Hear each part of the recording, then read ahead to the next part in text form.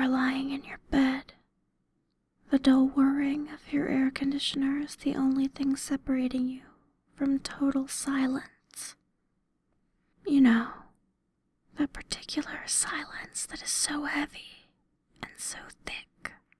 It's almost the equivalent of a loud noise itself. The kind of silence where you could hear a pin drop 3 rooms away. The kind of silence that fills your ears with the sound of your own heartbeat as your ear presses against your pillow. That kind of silence. The dull whirring is the only noise you can hear, a noise that typically goes unnoticed until it is the only noise present. It's comforting, whether you realize it or not. A sort of white noise. But suddenly, your room is back at the temperature specified on the thermostat, and the whirring comes to a stop as the vent makes a dull clang. To your misfortune, you are not yet asleep, and the silence sets in. You should be comforted by the knowledge that you could hear anything and everything in your surroundings, making up for the lack of vision provided by the darkness. But you aren't. It's this very environment that sets you on edge, causes your heart to beat a bit faster, makes your body tense without explanation, and that makes you aware when you're not alone. But you are alone, right? You've been laying there with your eyes closed for almost 15 minutes now, and you made sure everything was normal in your room before you turned off the light. You're a smart one. All those Facebook quizzes you've taken have just reinforced what you already know. If you were in a horror movie, you'd survive until the very end. You've even made a carefully laid plan of what you would do in any of the situations you've read about in Creepypasta and other online stories. But that stuff is just nonsense anyway, right? You aren't scared. Or, at least, that's what you keep telling yourself. But wait, what was that? Was that the rustling of fabric? But you didn't shift in your bed, or make any movement. Did you make that noise? No, you couldn't have. You're paralyzed in your bed, stiff with an unease that was not present until these very moments. You must have imagined it. You must have.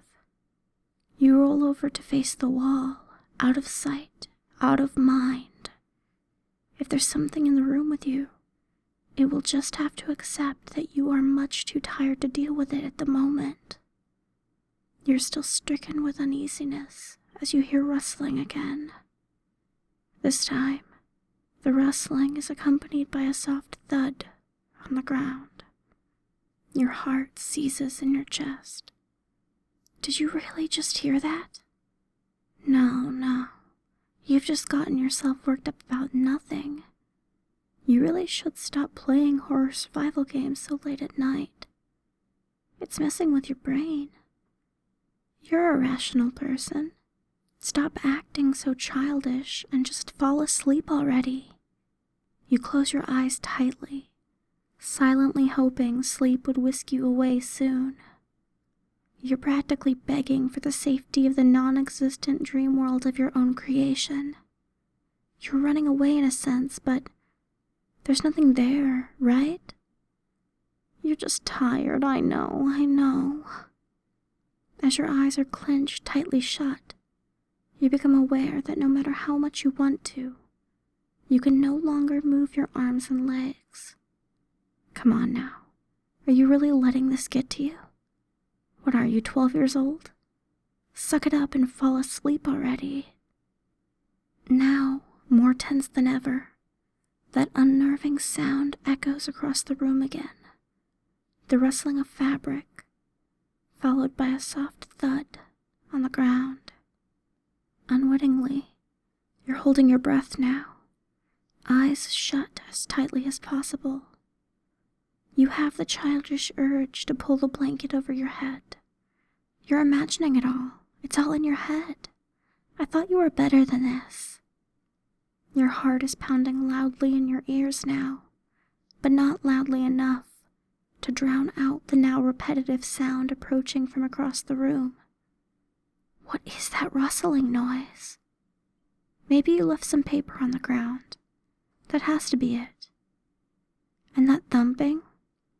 Probably the cat, or the dog, or something. They probably ran in when you weren't looking before you closed the door. Yeah, you're just paranoid. The noise is now within a foot of your bed, and with your back to it, you don't dare turn around to investigate. Not that it would do much good. The only light in your room is the dull glow of your cell phone on the nightstand next to you. You plugged it in before you crawled into bed, remember?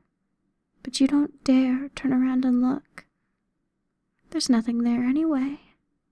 Minutes that feel like hours pass as you face your wall, stiff as a board, unable to will your uncooperative body to move. You haven't heard the noises in a while now, not since it reached the edge of your bed. You know there's nothing there, you silly goose. It's the silence. It's messing with you. You really should have turned on some music or something before you went to bed. Oh well, maybe next time. Suddenly, a familiar clang echoes through the room, followed by that familiar whirring. You exhale deeply, your body relaxed as you're flooded with relief. Thank God that's over. Now you can finally sleep in peace. That silence was really getting to you. You roll over and open your eyes to check the time on your lit cell phone. It must have been at least an hour since you first went to bed. You're greeted face to face with this ear-to-ear grin. Dimly lit sockets where eyes once resided stare intently at you. Ah, I see you're still awake.